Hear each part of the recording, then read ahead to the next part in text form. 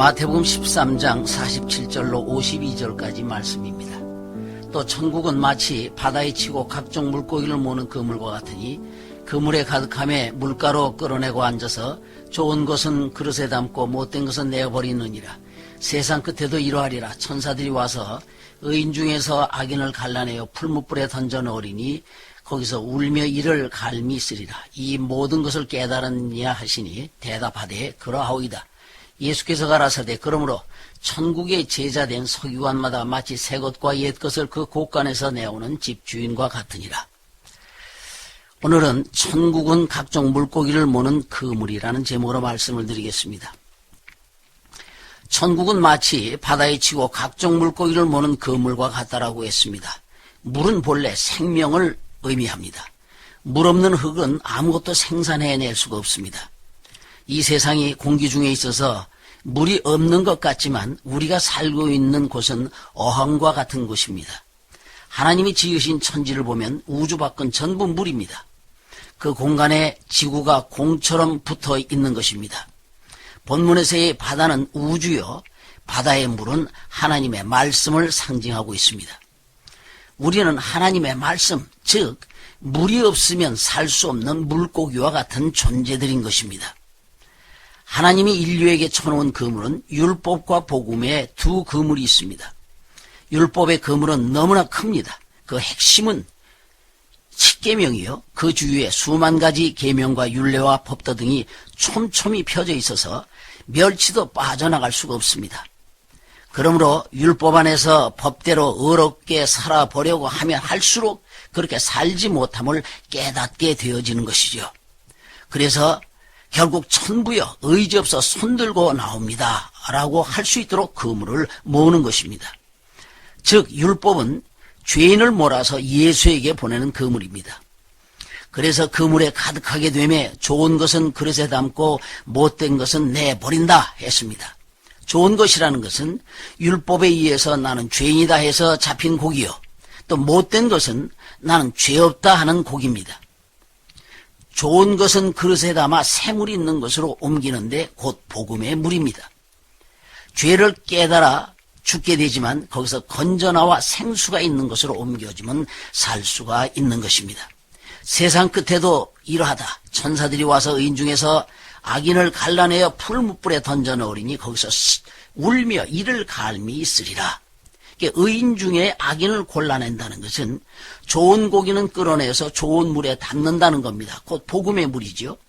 그리고 그것을 마지막 심판대에 데려가게 되는 것입니다.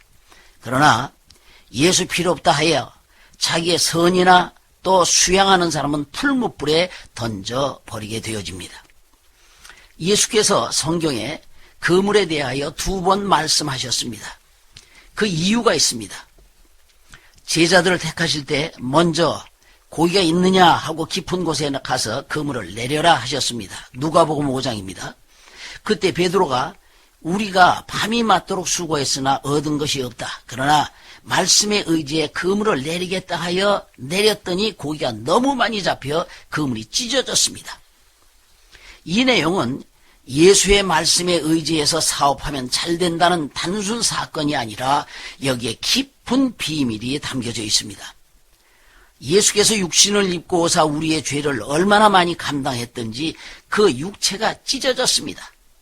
그래서 고기가 2배에 가득했습니다. 곧 이스라엘과 이방인의 2배입니다. 예수는 전 인류를 구원하러 오신 분임을 나타내는 것입니다. 그리고 요한복음 21장 4절로 6절에 주님 부활하신 후 제자들이 고기 잡는데 또 나타나셨습니다.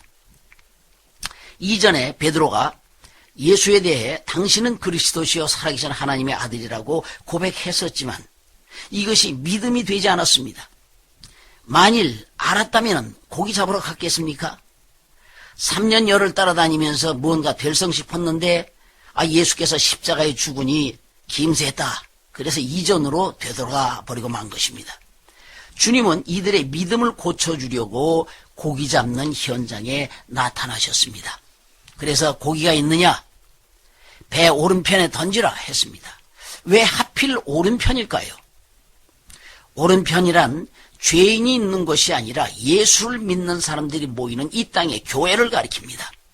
마태복음 25장 41절에 왼편에 있는 자들에겐 저주받은 자들아 했고, 마태복음 25장 34절에 오른편에 있는 자들에겐 예비된 나라를 상속할 자라고 말씀하셨습니다.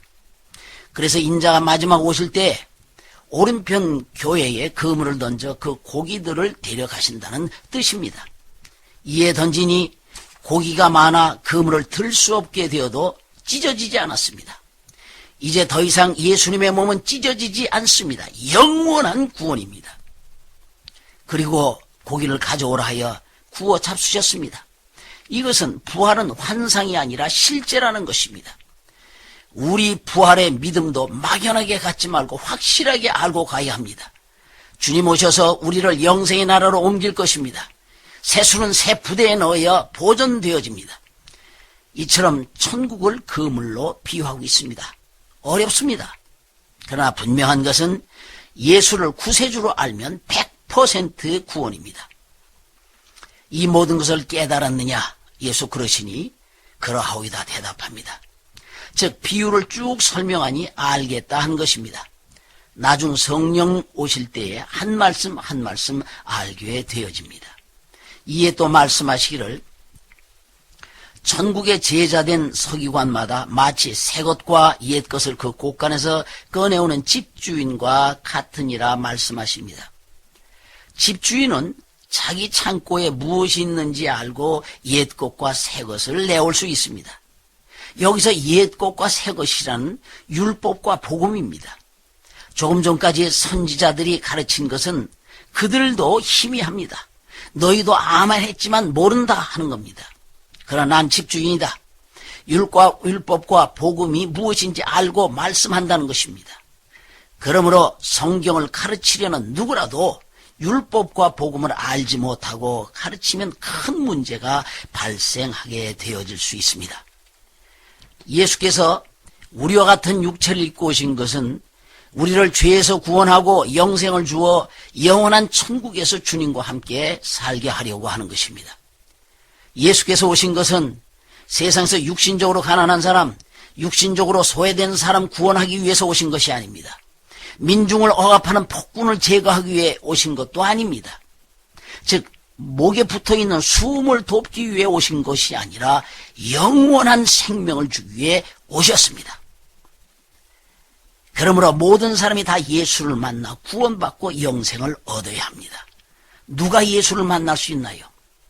병자에게만 의원이 필요하듯이 예수님은 죄인을 만나러 오신 분입니다. 그래서 율법은 우리가 죄인임을 알도록 하신 것입니다. 그러므로 율법은 곧 하나님의 사랑입니다.